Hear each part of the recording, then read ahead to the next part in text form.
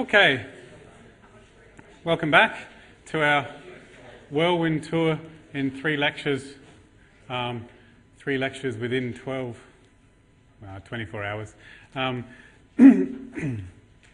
So today and in the next couple, I'll be talking about hypothesis tests and confidence intervals and regression, and then how to choose what statistical procedure goes with what research situation and research question. Right, to the first lecture, which is now, I'll talk about confidence intervals and hypothesis tests. And I'm going to start here, which is where I started in the first lecture that I gave, where in order to know what what sort of type of statistical procedure you need, you had to know what sort of question you were asking. And there were 4 main kinds of questions. There was what's going on, which I call the purpose of that is to describe, which is what descriptive statistics are about. And in the previous lecture I talked about drawing graphs and calculating percentages and averages, which is what that's for. And really inside a statistician's head, descriptive statistics is what's going on all the time. Every time they look at data, they will attempt to arrange it into a graph in order to have a picture of what it looks like. And after you've done that, there is yes or no questions, which are what hypothesis tests are for, and what's this number questions, which is what confidence intervals are for. And that's what I'm going to be talking about now. And they use the same sort of data, which is why I'm having them in the same lecture. But as wonderful as Prezi is, what I want to show you works better in PowerPoint, so I'm just going to switch over to that. No, not Word. Go away.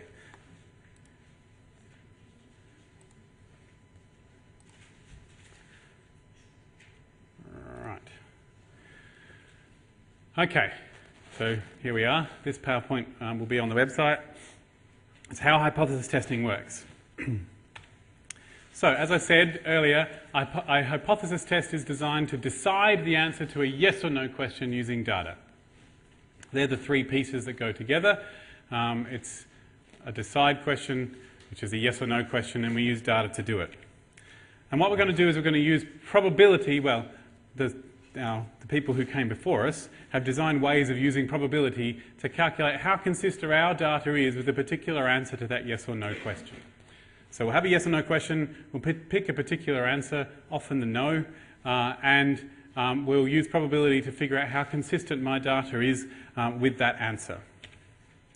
So I've got a fairly mundane question, and it's mainly because it's easy to draw the objects that this question concerns, because they are books, and books are just rectangles. So is the median number of chapters in a novel equal to 20? So median would mean half of novels have more than 20, half of novels have less. That's what median means. And I'm going to go, is it on average, not average, is it on median 20? So that's a question that I might ask on a day when I didn't have anything good to do, and I would ask this question. And so I'm going to answer this question by randomly choosing 12 books, and there they are. And I will write down how many chapters they have. This is pretend data, by the way, just full disclosure. So these are the number of chapters that my 12 books have, and I can ask the question, how likely is this collection of 12 books, numbers of chapters, to be, how likely is that to happen if the median for all books really is 20? Right, that's too hard. Okay, so what we're going to do is we're going to turn all this data into just one number, and then we're going to ask the same question again. That's the philosophy of hypothesis testing. We're going to turn all our data into a single number, and we're going to ask the question of my new number like this. So I turn all this data into the number C. There is no good reason to call it C. There's no standard letter for what this number should be, but I've called it C because it doesn't match any of the other numbers letters we've already used in statistics. And this is 0.91. And that's the percentage of these that are above, possibly below, yes, percentage of these that are below 20. Great. This is my test statistic. So when a statistician says statistic, they mean a number that you calculate from your data. And so this is a number that's calculated from my data, so therefore it's a statistic. And it's a number that's used to do a hypothesis test, so it's a test statistic. It's no more fancy than that.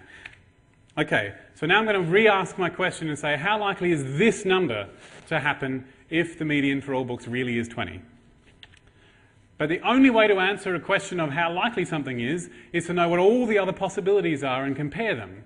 Just like last week, I talked about how the biggest idea in statistics is that everything has a distribution. So anytime I collect 12 books and calculate the percentage of them that are below 20 chapters, I will get a number. And I could know, so presumably the universe has somewhere, some table which says how likely all of the possibilities are. So I want to compare this one to all the things that could have happened. So here is a scale that I could put this on, and I'm going to put this number on this scale. All right, so it's about there. So I want to compare my number, that purple one, to all of the things that could have happened. So, all right, but all the things that could have happened is based on whatever the real median is. So whatever the real median is, it will produce various answers for this value c. But I don't know what the real median is. So I'm just going to suppose that it is 20 and work from there. So let's suppose that the median for all books, really number of chapters for books, all books really is 20, because that's the only number I've got to work with. And this is my imagining of what books, all the books would be. And then I might, that's called a null hypothesis. The reason it's the null hypothesis is because it's about, the null stands for nothing, which means no information. So I'm not adding any information from what I had. All I had was a number 20, so I'm going to hypothesize that the number really is 20. In general, the null hypothesis is about things being the same or things not having relationships, or not having differences. So there is no difference between the number of the median number of chapters and the number 20. So that's my null hypothesis. But really, it's just the most convenient one that makes my maths easy. Okay? It's really easy for me to choose the number 20 because then I can do my maths. But if there's infinitely many ways to not be 20, and I can't choose all of them, so I just choose the one I have. So that's my null hypothesis. And we imagine taking a different sample of books. So what if I took this sample of books and it had these number of chapters and it gave me this C, which would be about there? Or what if I had this sample of books and it gave me these chapters and that would give me this C and that would be there? And what if I had these chapters and that gave me these books and that gave me these chapters which gave me this C, which would be there? And what if I had these books which had these chapters which had this C, which would be there? And all right, so this is getting a bit boring, so I'll just maybe do a bit quicker. And we could do it sort of forever and get this. Okay, so this is a distribution. Now, most distributions are smooth curves, but this one can actually only have certain numbers, so that's why it's got bars. So these are all the possibilities of what the C could possibly have been for a group of 12 books, and this is how likely they are. The height of that graph, height of each bar tells me how likely each possibility is. So the ones near the middle there, between 0.4 and 0.6, they're the most likely ones that would have happened if the median really was 20. And down the sides, they're really unlikely if the median is 20. And mine is all the way over here on the edge. Okay, that's just what I said. This is called the distribution of the test statistic. So my real test statistic in my situation is the purple dot, and this red bit represents all of the things that could have happened, which is what a distribution is. So if you know a bit of probability theory, you don't have to do this thought experiment where I calculate a whole lot of different dots and put them together. If I know some probability theory, I can know exactly what that distribution is and choose it from a list of possible distributions that could happen. This one has a name, and I'll tell you what it is a little later. Okay, so now that I have a distribution, I can now answer the question, how likely is my test statistic if the median for all books really is 20? Okay, so what percentage of the possible test statistics are just as bad as mine? Don't really care what 91% is, the fact that it get 91%. I want to know, well, I would be just as surprised if 92% were above, had less than 20 chapters. And I'd be just as surprised if they all had less than 20 chapters. So I'm going to colour in. You can just hopefully see the colour change. I've coloured in all the ones that are further from the centre than mine, because they're all the ones that I'd be just as surprised. Look, if 91% of them were under 20, I'd be just as surprised if only 9% of them were under 20, because it would still not be 20 in the middle. That probability is 0.01. And it's got a p-value. P for probability. But when Fisher first invented this, he didn't want to call it a probability because that would confuse everybody who was doing probability theory. So he called it p-value so that people didn't freak out when he said probability to people who didn't like that. So that's what he did. So what I need to do is that, sure, 1% of the time. 1% of the time, if I choose 12 books, if the median really is 20, choose 12 books, 1% of the time I'm going to get above 91% or below 9% of them are under 20.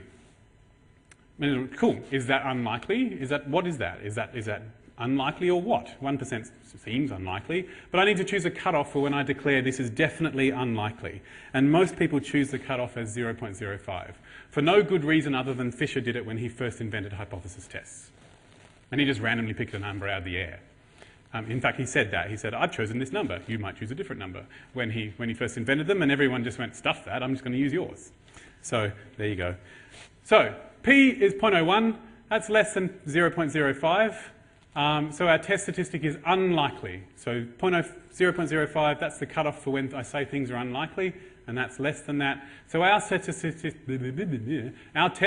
is unlikely. So we conclude that the median isn't 20 after all. Because if it was 20, then what I saw would have been more likely.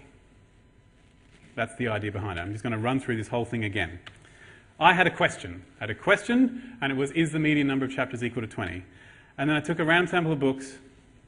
That's just my data. I calculated a test statistic. And then I figured out what the distribution was if the median really was 20. And its name is B11.5, so the binomial distribution.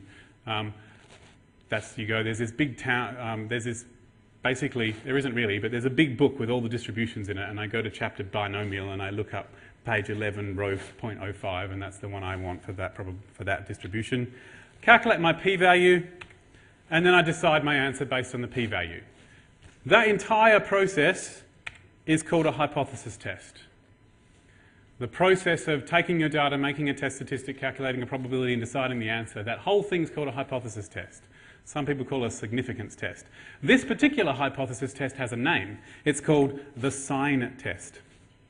Because what I've done is I've counted how many of them are above 20 and how many of them are below 20, which is a plus or a minus, which is sign. So anyway, you don't really need to remember the sign test. That's actually just an example I'm using to illustrate what hypothesis testing is. But just for future reference, it does have a name. It's called the sign test. I'm going to do another hypothesis test. Now, my purpose here is not for you to know all hypothesis tests that I talk about and be able to specify exactly what the distribution is and the situation that it happens in and how to do the probability calculations under the normal distribution. That is irrelevant to me. Okay, I want you, the reason I'm telling you this is to give you more power over your statistics. The more you know, the more power you have over it. But if all of the probability theory you just go, no, I don't care, that's fine. You just need just enough to be able to know what people are talking about. Statistics, in practice, in most disciplines, statistics is done by a professional statistician. Or at the very least, you have one of them to talk to every so often just to check that you're doing everything okay. So really what we need to do is to know how to talk to them. And this is what they're thinking in the background. So that's why I'm telling you. So here we go. What if I had a different question? Before I asked about the median number of chapters in my books, now I'm asking about the mean weight. So is it 300 grams? I'm talking about novels that you get off the spinner with the paperback novels. Is it 300 grams?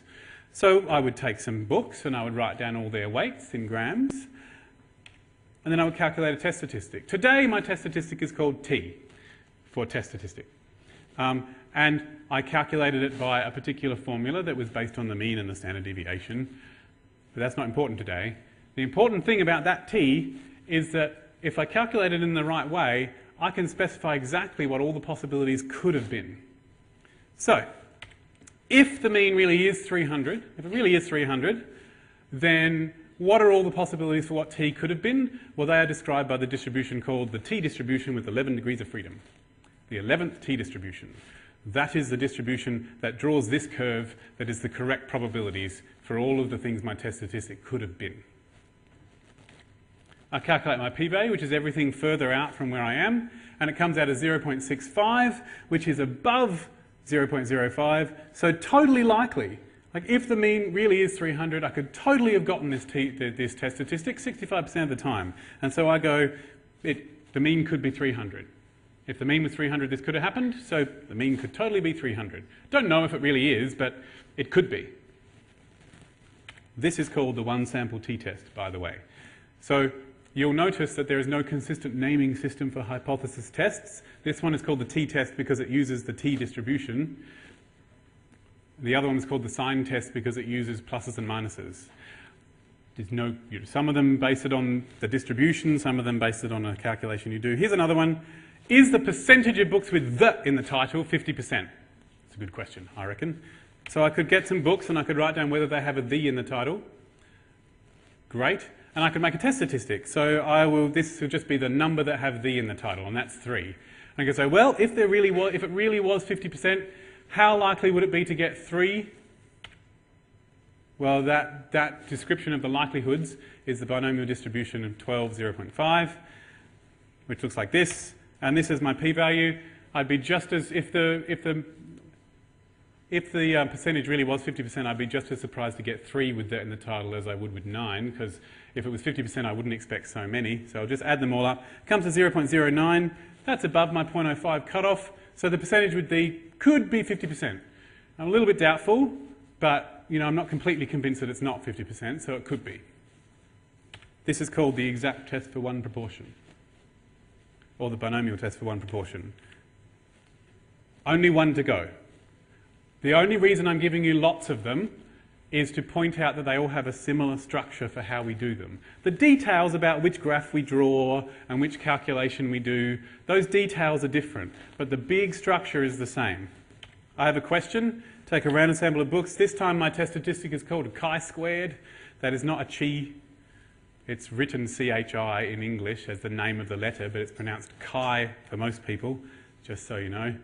I believe in Greek it's chi, but we're going to call it chi. So in Australia, most people call it chi. That's the chi-squared. It's 22.9. It comes from a chi-squared distribution, which looks like this. I calculate my p-value. It's under 0.05. So, yep, standard deviation is not 40 grams. If it was 40 grams, I'd get something more likely than that. And this is called the chi-squared test for one standard deviation. So, I was with one more. Yay. Are sci-fi books the same as thickness as other books? Well, this time I'll write down for every book the genre and the thickness because I'm interested in how they're related to each other. And I'll calculate a test statistic. It's still a t, but calculated by a totally different method. And this t distribution looks like this. So if the average thickness is really the same for science fiction versus other fiction books, I would have got a t-distribution 20, and that p-value is 0.0001, which is shockingly unlikely, and so I think no, sci-fi books are not the same thickness as other books. Doesn't actually tell me whether they're thicker or not. I would have to go back and look at my data. But it does tell me totally not. And this is called the two-sample t-test. I will talk more in a later lecture about what distinguishes between the various kinds of t-tests and things like that. But today it's the structure that I wanted to get at. The fact that all of them have a yes or no question. That yes or no question and the data situation we're in describes the way of calculating a test statistic. The test statistic has a distribution which tells me a probability, which tells me an answer. So, oh really? Okay, so there's this one. Are sci-fi books more likely to be written by men? Sweet! This time I get a chi-squared statistic as well, but by yet another totally different method. It just randomly happens to be a chi-squared statistic. And this time it's from the chi-squared distribution with 1 degree of freedom, which is wildly different from the one with 11. And it's got a p-value. And no, sci-fi books are not more likely to be written by men, at least in my pretend data.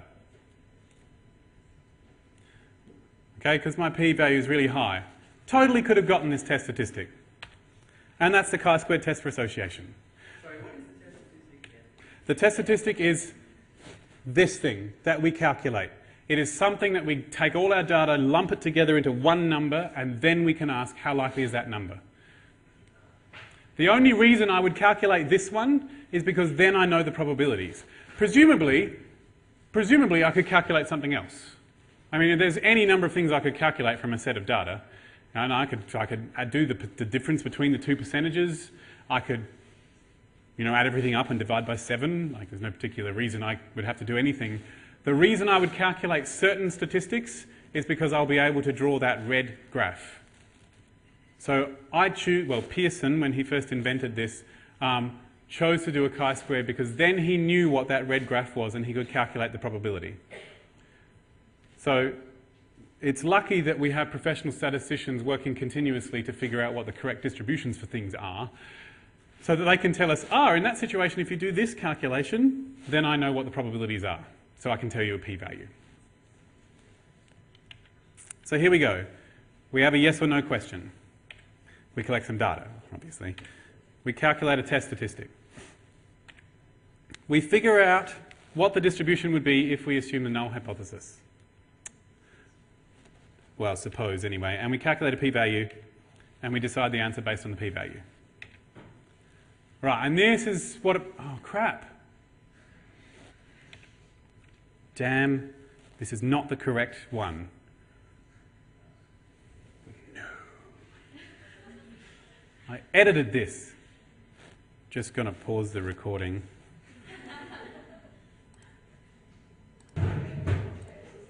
Sorry about that. There's nothing I can do about it. So, this is the idea. You can think of a p-value as a measure of how consistent your data is with the null hypothesis. And I'll talk just a little bit about how to choose what the null hypothesis is in just a moment. So the lower the p-value is, the less you believe the null hypothesis. P-value is how much belief you have in the null hypothesis. A high p-value says I have a high amount of belief in the null hypothesis. It says it could possibly be. I'm just going to have to go back to my Prezi.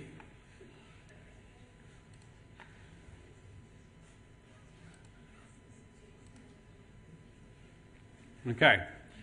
This is the diagram I wanted to show you. A lower p-value is stronger evidence that your null hypothesis is wrong. And this is what my statistics lecturers taught me when I was younger than you. And so this is a scale of p-values. 0.01 is over there on the left, and it's very small. And so if you're smaller than that, you have very strong evidence that you're not in the null hypothesis situation. But if you're above 0.01, then it's not quite as strong. It's just strong evidence. If you're above the 0.05, yeah, you've got some evidence to suggest that there's something going on. But above 10%, no, you're just going to stuff it and go, no evidence at all. Could totally be the null hypothesis. I'm just going to leave it at that. Okay? So different levels, sizes of p-values, you have this feeling about how strongly you're going to believe the null hypothesis or not. Or at least strongly you're going to disbelieve it. So the lower it is, the higher the strength of evidence against the null hypothesis. Now what this significance level thing is that there's going to come a point where you're just going to have to make a decision. So you can say, I've got some evidence to suggest that there really is a relationship here. And you could leave it at that. But someone's going to say, so which one do you believe? Like, do you really think there is or not? Or are you just going to talk about airy-fairy evidence? So if you want to make a decision, you pick a significance level. It's normally 0.05. And you say, it was under 0.05. Cool. I do not believe the null hypothesis. And you reject it. It's going to make more sense if I give you an example, which is this.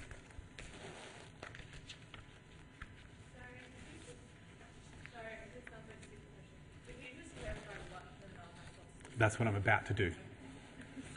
It's going to make more sense if I talk about it here.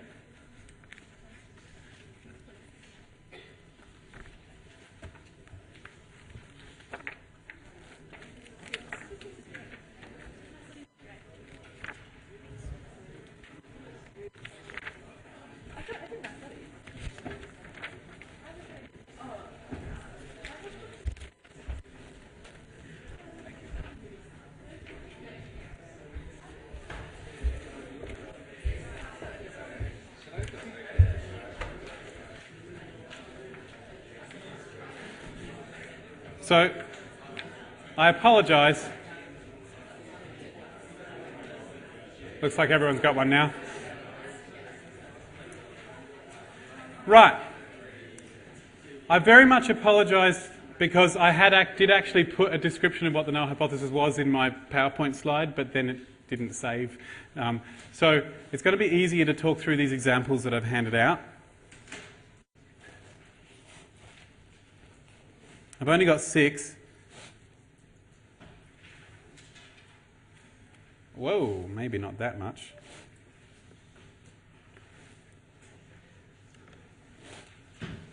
Oh, come on.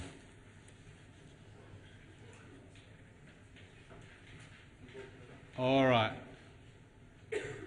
That's fuzzy, isn't it?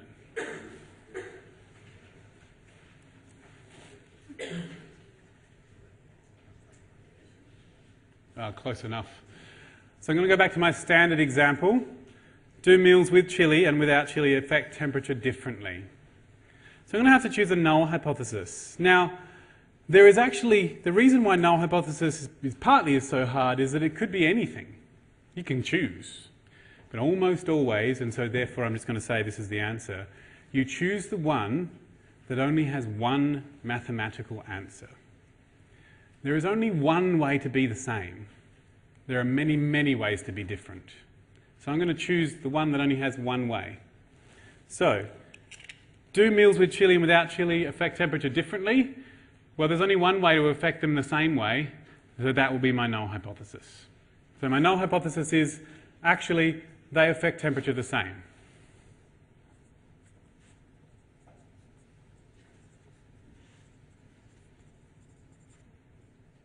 They affect temperature in the same way. I like to joke that I'm good at teaching med students because my handwriting's so bad. Okay, that's my null hypothesis. And the reason I've chosen is because it's to do with the fact that things are the same and there's only one way to be the same. So back when I said, is the percentage 50%? There's only one way to be equal to 50% and a million ways to not be equal to 50%. So my null hypothesis is the one way, the 50%. Okay, cool, that's my null hypothesis. My hypothesis test was an unpaired t-test and the p-value came out as 0.093. Now you don't need to worry about the unpaired t-test today, but it is the correct one for the type of data I'm looking at. So, since my p-value came out as 0.093, how strong is the evidence that that null hypothesis is false? Pick an option. Some evidence. Okay, my sliding scale said that when I was between 5 and 10%, then I could say there's some evidence. So if I was writing something in a research paper, I would say my p-value is 0.093, so there's some evidence to suggest that they affect temperature differently. Or some evidence to suggest that they don't affect temperature the same way. The problem with hypothesis testing is all these double negatives. So it's not different. So if the significance level was 5%, would I reject or retain the null hypothesis? I retain, because it's when it's under the cutoff when you reject. Okay, so there's some evidence to suggest that it's not the same, but I'm just going to run with the being the same because it's just not strong enough for me to just categorically say there's a difference. If it was under 0.05, I'd say yes, there's different. Okay? All right, I'm going to do another one, and then I'm going to get you guys to do the other 4. Number 2. Can the majority of people distinguish between expensive and inexpensive wine? Okay, so a majority will be 50%, and that's what I would run with. Now, normally, I mean, there's more than one way to be a majority and there's more than one way to not be a majority, but the cutoff between them is 50%. So there's only one way to be 50%, so that's the one I'm going to run with. I'm going to say the percentage is 50%. Because that's the one option that distinguishes between majority and not. And so if I'm exactly at that point, then it's my one option. And so that's my hypothesis, null hypothesis. So, a one-sample Z test for proportions was performed. and the p-value was 0.031. How strong is the evidence that the null hypothesis is false? You're going to have good memories here. Strong. Because the next cutoff is 0.01. And if the significance level is 5%, are we rejecting or retaining that null hypothesis? Rejecting. Because it's under the 5% level. Okay, so I'm under the 5% level. I've got strong evidence to suggest that the percentage isn't 50%. And so I say, you know what? It's not 50%. Strong evidence to suggest that that hypothesis there that I wrote in the box is not true. It's not 50%. Now, it doesn't tell me what it is, but then I would go and look at my data and see. And if I look at my data and the percentage came up as 20%, then I'd go, whew, yep, okay, so it's not a majority after all. But if my data had said, if my p-value had been 0.589, I would have gone, there's no evidence to suggest it's not 50%. It could totally be 50%. So it's not a majority. It could be up to half. All right. I'm going to get you guys to have a discussion amongst yourselves about the other ones for a few minutes. That clock's not going to tell me anything.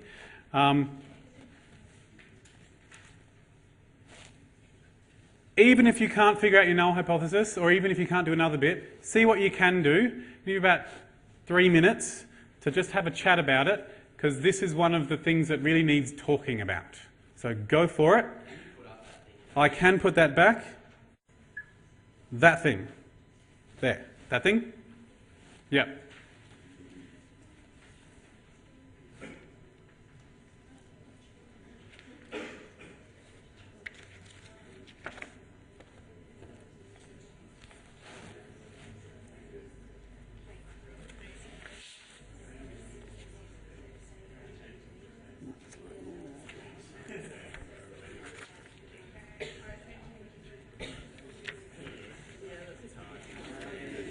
Pass them along, that's got it in there too.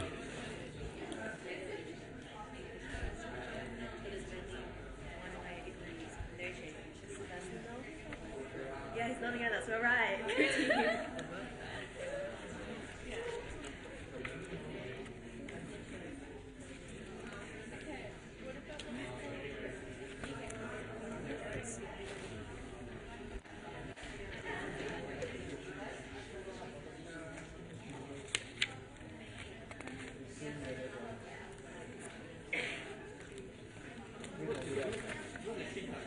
is for you guys.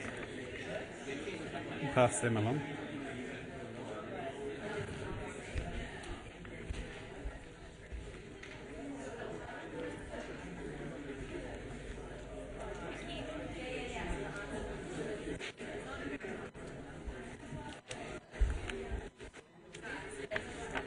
Cool.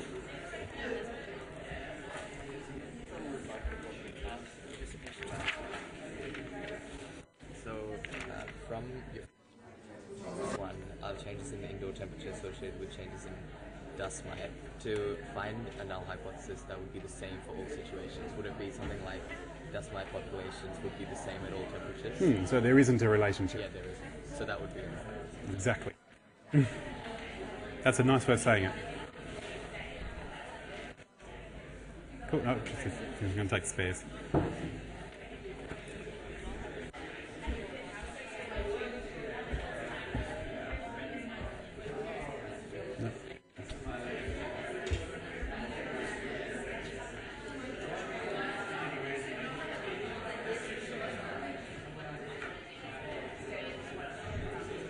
All right, let's have a look.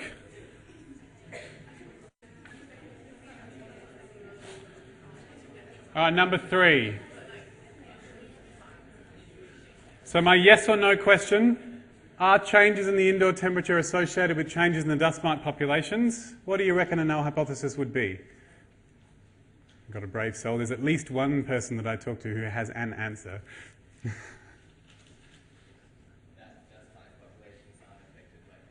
Yeah. Okay, so there's only one way to not have a relationship.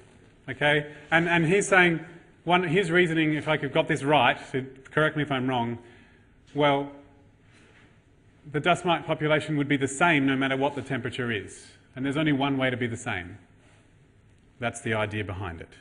So no matter what the temperature is, the opposite of that would be no matter what the temperature is, the dust mite population is always the same, because the temperature doesn't do anything to it. So there's no association. A shortcut is that if your question says, is there a relationship between things, the null hypothesis is always, there is no relationship. Because there are many kinds of relationships you could have, but not having a relationship, there's only one way to do that, and it's just random. Okay. When you say there's like many ways that you can have a relationship, so it's like, it can either, if the temperature goes up, the population changes, but if it goes down, it doesn't change, or the opposite. Yeah. Or it could be that when the temperature goes up, the population goes down, or it could be when the temperature goes up, the population also goes up. Or it could be it goes up for a while and then goes down. But there's one way to not change when the temperature changes, and that's to stay the same. Okay, so I do a regression analysis, which is the correct thing to do, and the p-value is 0.0001. I've technically said p-value for slope, but that's just a technicality of how you have to talk about regression. So how much evidence have I got against that null hypothesis? Very strong. And at the significance level, do I reject or retain? Good-o. I heard at least one of those. So I'm going to conclude that yes, there actually is a relationship, because that p-value says, how much do I believe in no association? Very little. All right. I'm going to have to move on, but my answers eventually, I'm giving 2 lectures this afternoon and 1 at 8 o'clock tomorrow morning, so it'll be a little while. But my answers eventually will be on the website. And you can go and look up what my other ones are. And if you ever want to talk about it, come and ask me. Choosing a null hypothesis is one of those weird things that's really difficult and you have to talk to people about. So anyway, but in the end, choosing a null hypothesis is actually less relevant than you think. Because choosing what stats to do, well, that's not about the null hypothesis, it's about the data you collect. Okay, but interpreting a p-value is about knowing that the p-value is always saying, how strongly do I believe that there's no relationship? How strongly do I believe that there's no difference? How strongly do I believe that things are the same? That's what it's about. All right.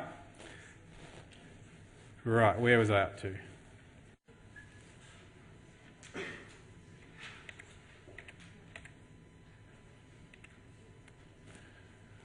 So we've done our yes or no questions, which for simple questions, yes or no questions, which are the simplest kind of questions, were surprisingly complex.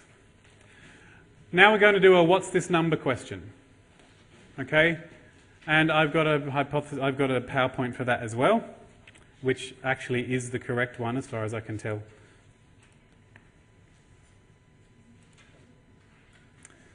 All right.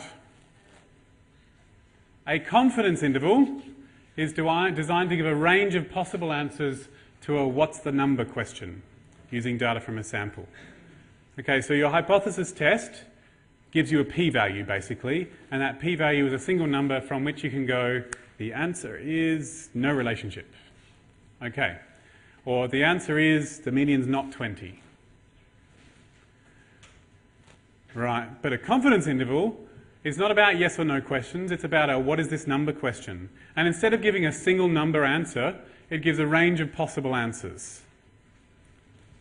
So what you do is you calculate which numbers could have been likely to produce your data, and so you say these are the ones that feel like they could be possible based on my data. I'm going to go with my chapters of books in a novel again, numbers of chapters in a book again. So the other question was, is the median number 20? This question is, what actually is the median number? I'm not going to get a single number answer. I'm going to say the median number could be anywhere between, 15 and 25. That's the sort of answer I'm going to get. So I'm going to choose my 12 books. There they are. I'm going to write down the number of chapters. At this stage, it's the same as my hypothesis testing. I've got the same data. But my question is different. My question is, before my question was a median of 20, if that was the real life situation we were in, would it have produced this data? That's the question I had in the hypothesis test. In the confidence interval, the question is, well, which medians would produce this data? 20 doesn't, but, you know, which ones would? That's the question we're going to ask. So here's the trick. For each particular median, we could do a hypothesis test to answer the question of whether that median is okay. It's called the sign test. So here is a list of possible medians that I could have. And I could ask myself, is the median 10? Now you may have noticed a very important change in this if you have good colour vision. These are green, confidence intervals. These are blue, hypothesis tests.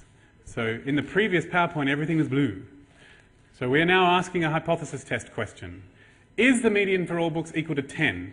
Well, it's a yes or no question. That's what hypothesis tests are for. So I will do my sign test, and it will come out with a p-value of 0.0005. And so I will go, no, it's not 10. Because my null hypothesis is that it is 10. There's only one way to be 10. And my p-value is saying how strongly I believe that, and it's really low, so I don't believe it. The answer is it's not 10.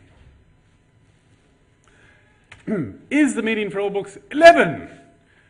I do my sign test and I get the same p-value, so nope, not 11. Is it 12? Do my sign test, I get the same p-value, so nope, it's not 12. Is it 13? Do my p-value, oh, my p-value's changed. But it's still under 0.05, so nope, it's not 13. Is it 14? Still no. Is it 15? Ooh, 23% for my p-value, 0.23. That's above 0.05, so it could totally be 15. Because the higher the p-value, the more strongly you believe in that null hypothesis. So the hypothesis that it's 15, I believe that because my p-value is high. Is it 16? Yep, p-value is still high. Could be 16. Is it 17? P-value is 100%. Could totally be 17.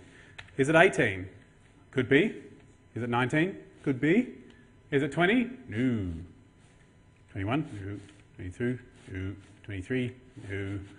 And presumably it would be no for all other possibilities. And so I have these things. It could be 15, 16, 17, 18, or 19. Those are the possibilities that, according to the hypothesis tests, are consistent with my data. I didn't reject them when I did my hypothesis test, so they're the ones I have to believe. I believe it could be anything from 15 to 19, based on my data. That is the confidence interval. It's a 95% confidence interval, because we ruled out with my 0.05, we ruled out 5%. So 0.05 is 5%, written as a decimal. So my confidence interval contains the other 95%. So that's why it's called a 95% confidence interval.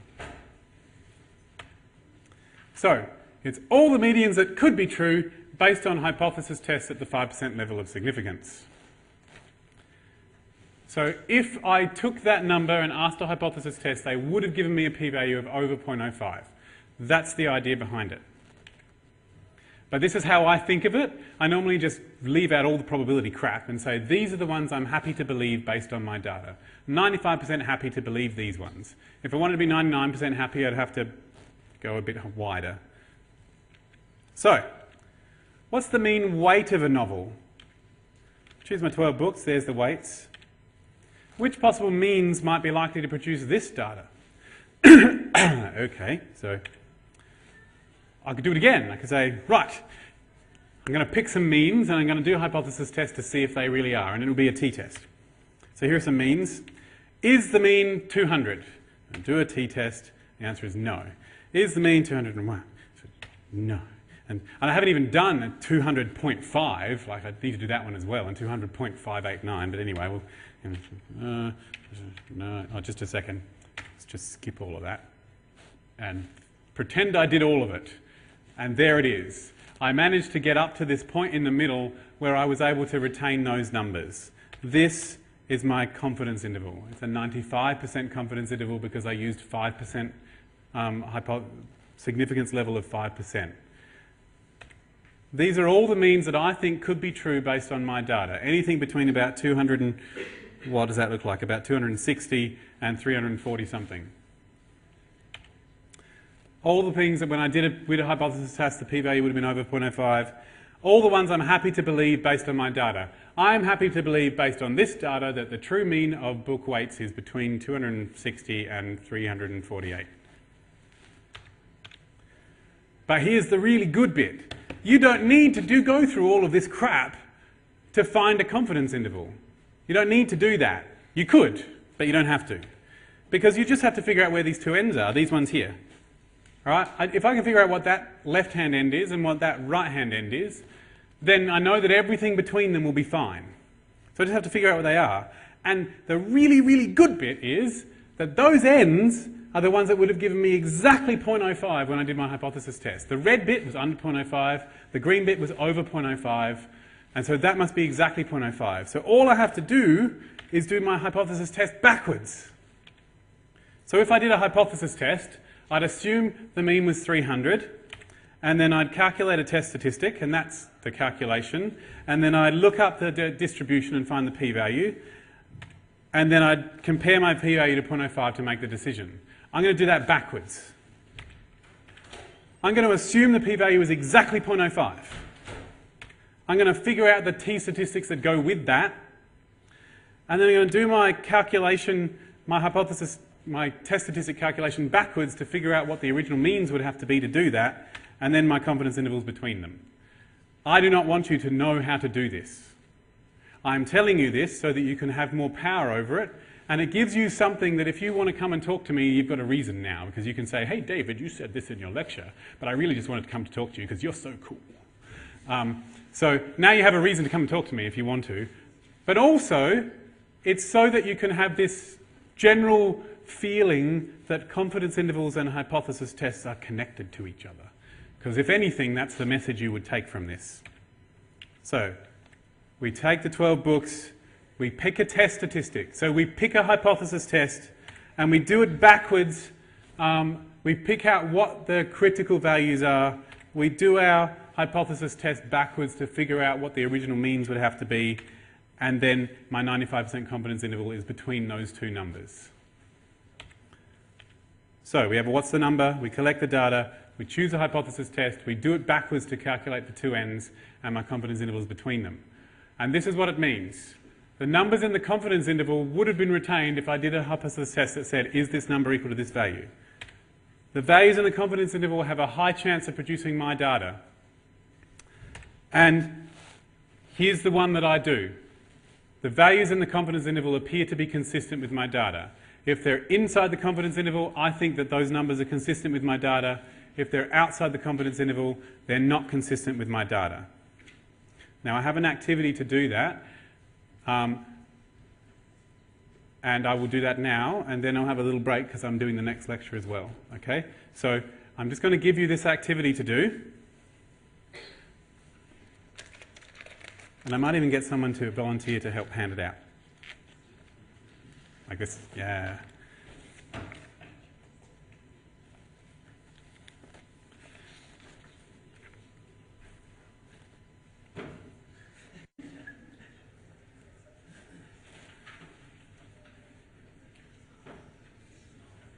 So this says, whoa, crap.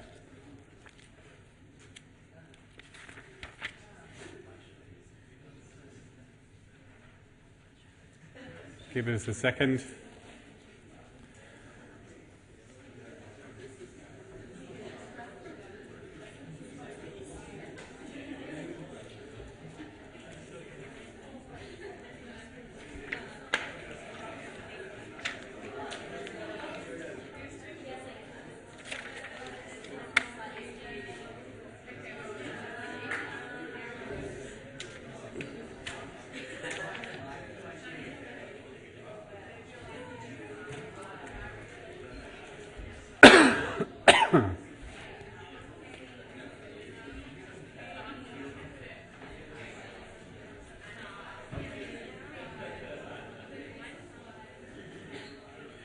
Okay.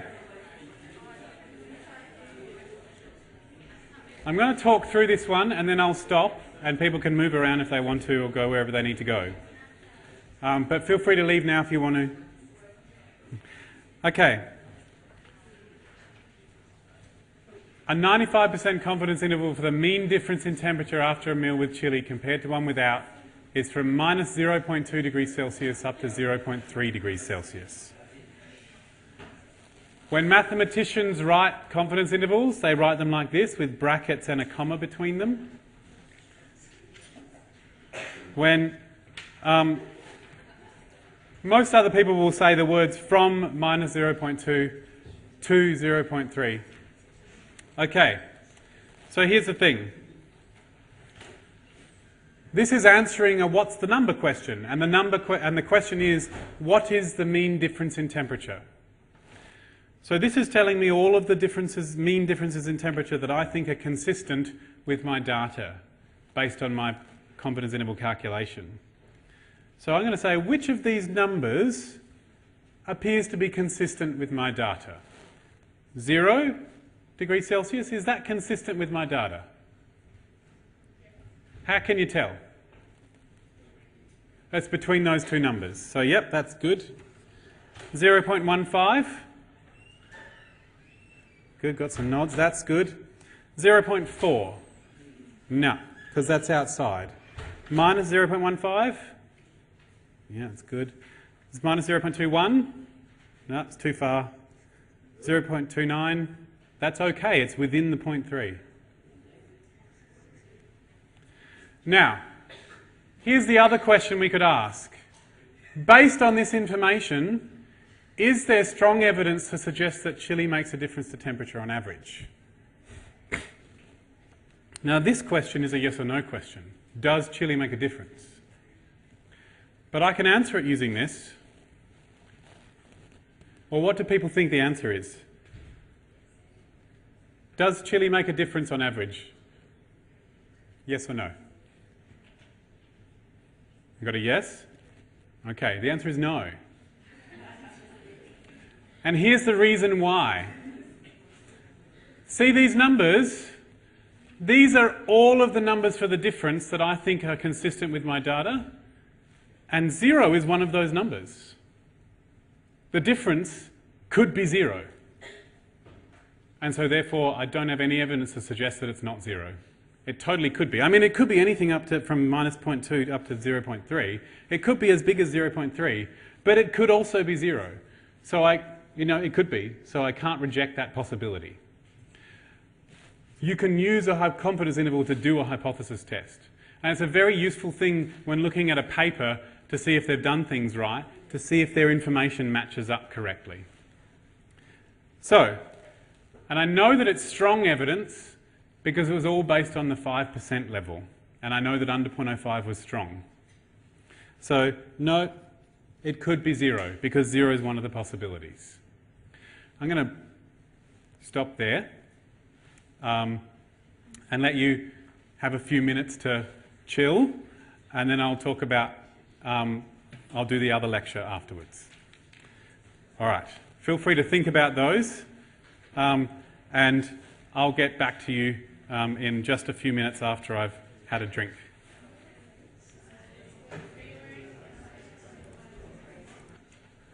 Okay, so just want to make, ram this point home one more time. I'm going to skip over to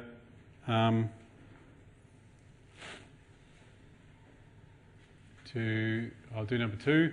A 95% confidence interval for the percentage of Australian adults who can distinguish between expensive and inexpensive wine is from 12% to 23%. Which of the following numbers for the true percentage appear to be consistent with the data? Well, not that one, because it's not between those two numbers. This one's not between those two numbers. This one's not between those two numbers. This one, yep, that's okay. 24, no. 6, no. Okay, so this one, my collection of ones that are consistent wasn't all that good. But usefully, 50% here, which is wrong, right, is not one of the possibilities. So is there strong evidence to suggest the majority of people can't distinguish? Yes, there is, because 50% isn't one of the options, and all the options are under 50%. So it's definitely not a majority.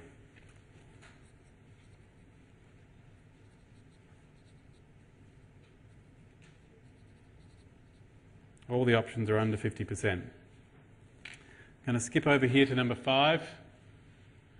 A 95% confidence interval for the odds ratio of adult asthma for those who had childhood eczema compared to those who did not is from 1.3 to 6.3. You should know that an odds ratio is designed to figure out, ratio means a division, and odds means odds as in the chances. So this is saying that from those who had childhood eczema are between 1.3 and 6.3 times as likely as those who didn't to have adult asthma. Okay, so I can still make my decision. 0.5 is not in there, so it doesn't count. 1 isn't. 5 is. 2 is. 1.5 is. 10 isn't. I mean, interpreting confidence intervals is that straightforward. But is there strong evidence to suggest that the odds of adult asthma is different in people who had childhood eczema compared to those who didn't?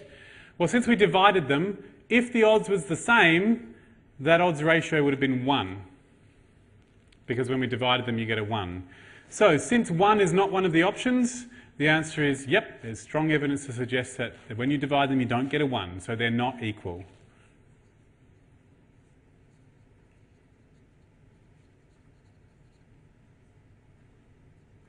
So you'll notice that the ones that are a difference, you're looking to see if 0 is in there. The ones that are a ratio, you're looking to see if 1 is in there. I mention this now because I know that odds ratios come up in one of your cases. So, just mention it now. Okay. Right, I'm going to stop the lecture there on hypothesis tests and confidence intervals and start one on regression.